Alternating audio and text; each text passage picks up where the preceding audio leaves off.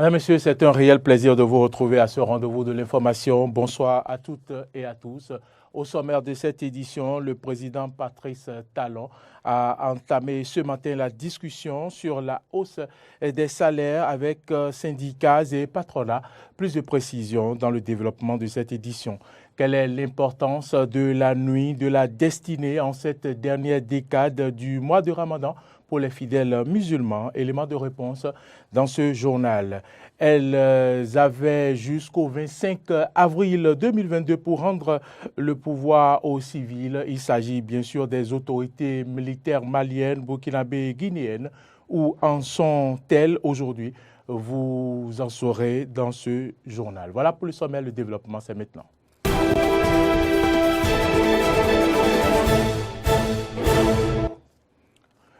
Vous le savez, le président Patrice Talon a entamé ce matin la discussion sur la hausse des salaires avec syndicats et patronats pour cette rencontre.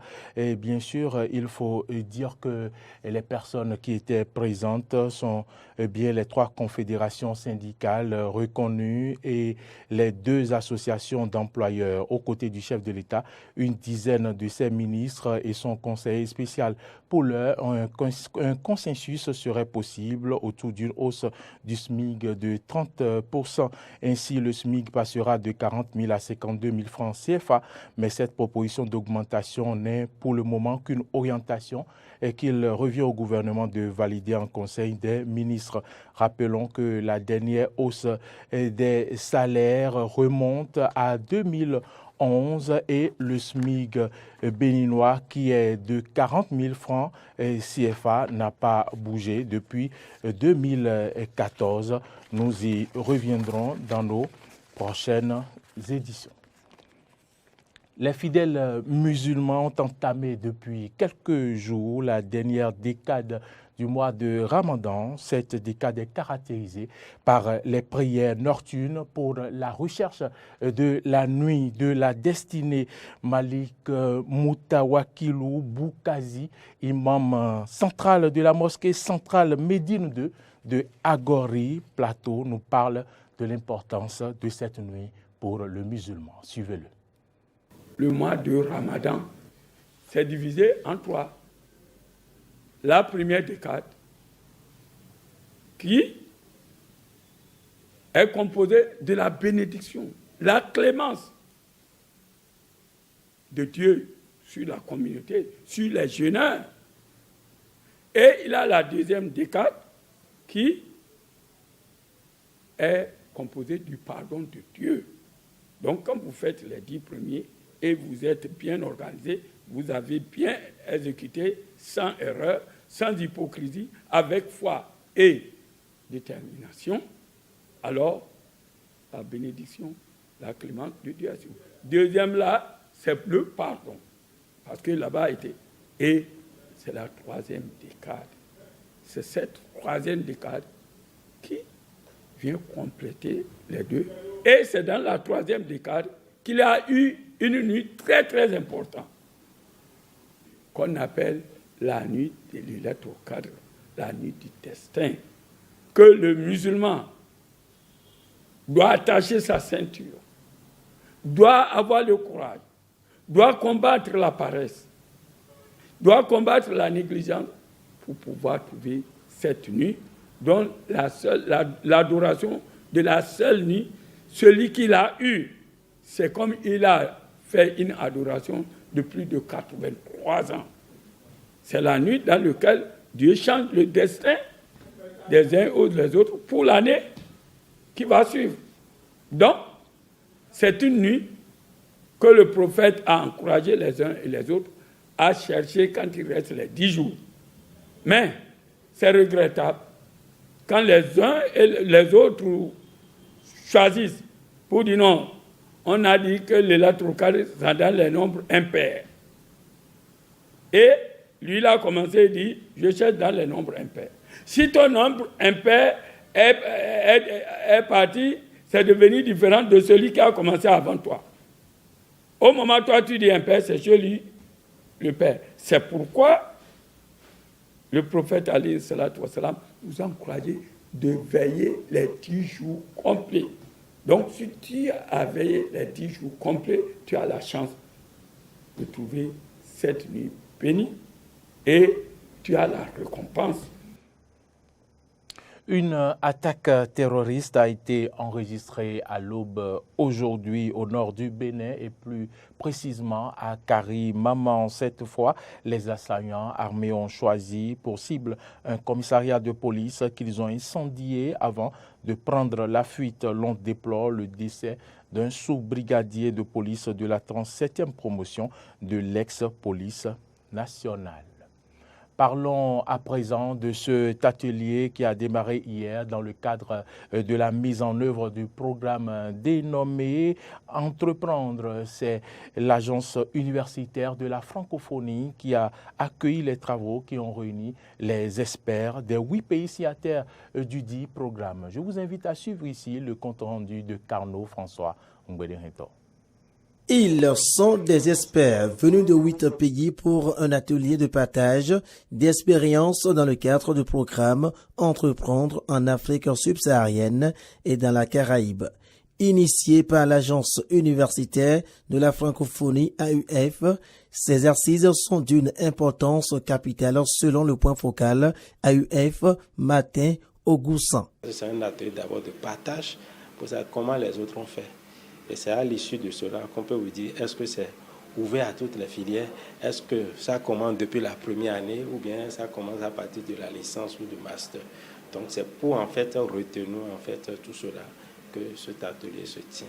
Donc c'est un atelier beaucoup plus de partage et de capitalisation pour élaborer notre statut national qui répondent aux spécificités béninoises et au cadre juridique béninois. Le programme Entreprendre est un programme dédié au développement et à l'institutionnalisation de la culture entrepreneuriale dans les universités d'Afrique subsaharienne et de la Caraïbe, précise Laurent Ibouldo, directeur régional adjoint AUF Afrique de l'Ouest. Le programme Entreprendre, c'est un programme que nous déployons sur 8 pays, dont 4 pays en Afrique de l'Ouest, dont le Bénin, qui vise à mettre en place, d'une part, un statut national d'étudiant entrepreneur, donc c'est un texte réglementaire adopté par le ministère en charge de l'enseignement supérieur et de la recherche scientifique pour promouvoir l'entrepreneuriat étudiant.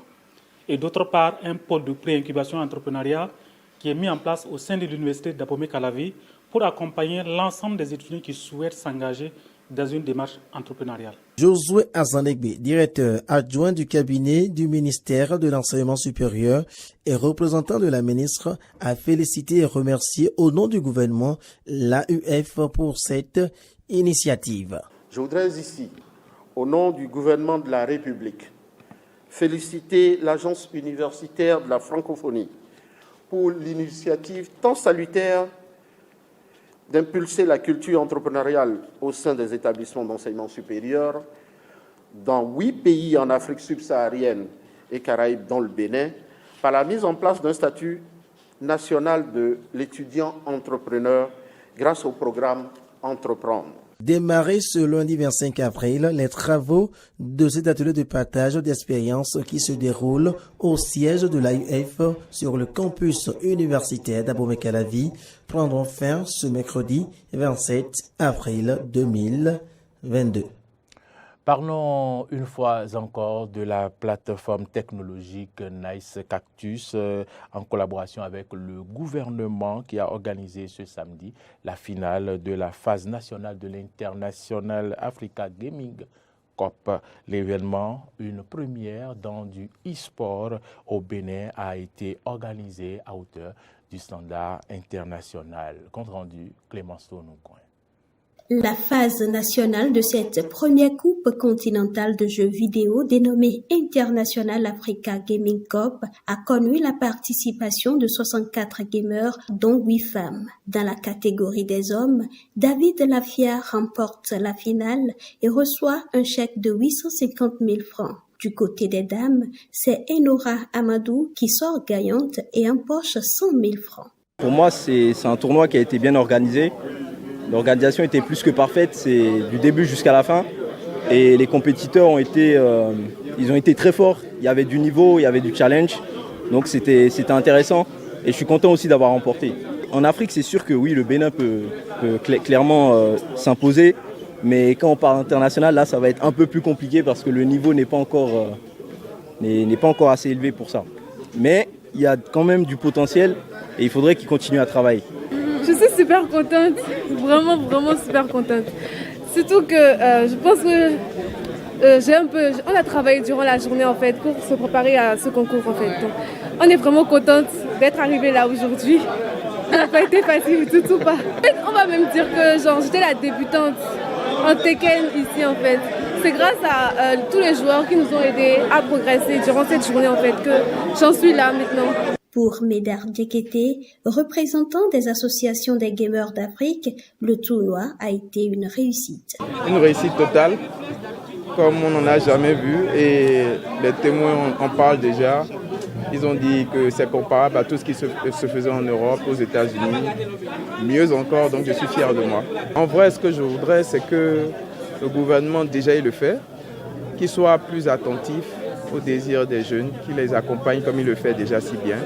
Et surtout, qu'il aide le pays comme il le fait déjà, mais un peu plus à pouvoir s'épanouir et puis, à s'épanouir sur la scène e-sport en fait.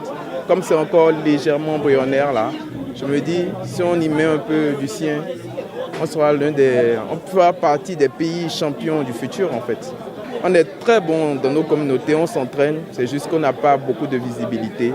Mais on s'entraîne, on voyage, on compétit et on gagne. Le président de Nice Cactus, la plateforme technologique organisatrice de l'événement, estime que le choix du Bénin est un pari. Moi, ça me fait très plaisir puisque pour nous, c'était un pari de choisir d'abord le continent africain et puis à l'intérieur du continent africain de choisir le Bénin. Et aujourd'hui, notre ambition était de montrer la capacité d'organisation ici au standard international. Et on voit ce soir que nous avons même dépassé ces standards et nous sommes donc très heureux. Nous continuons notre chemin et donc on espère qu'on va pouvoir aller encore plus loin et donc étendre ces compétitions sur tout le continent africain puisque à terme, ça devient une des standards les plus grandioses du continent et au niveau international. La compétition va se poursuivre dans d'autres pays d'Afrique répartis en 5 régions, à savoir l'Afrique du Nord, l'Afrique de l'Ouest, l'Afrique centrale, l'Afrique de l'Est et l'Afrique du Sud. Hors du Bénin, à présent, mais toujours sur le continent africain, les autorités maliennes, guinéennes et burkinabées avaient jusqu'au 25 avril 2022 pour montrer leur volonté de rendre au plus vite le pouvoir au civil, et cela à travers un chronogramme acceptable de transition. C'est l'ultimatum qui avait été fixé à Accra par la CEDEAO, faute de quoi de lourdes sanctions économiques et financières s'abattraient sur les 3 pays. Pour l'heure, on pourra affirmer avec certitude que rien n'a été fait dans ce sens. Il est vrai que les anciens présidents burkinabés et guinéens ont été récemment libérés, mais on se demande si cela suffira à calmer les dirigeants de la CEDEAO et à annuler les sanctions projetées. Nous en saurons davantage dans les prochains jours. Madame, Messieurs, c'est ici que se referme ce journal que nous avons eu du plaisir à vous présenter. Merci à toutes et à tous de l'avoir suivi. L'information se poursuit sur nos différentes plateformes YouTube, Twitter, Facebook et sur notre site internet www.benin-eden.tv. Merci à toutes et à tous de nous avoir suivis.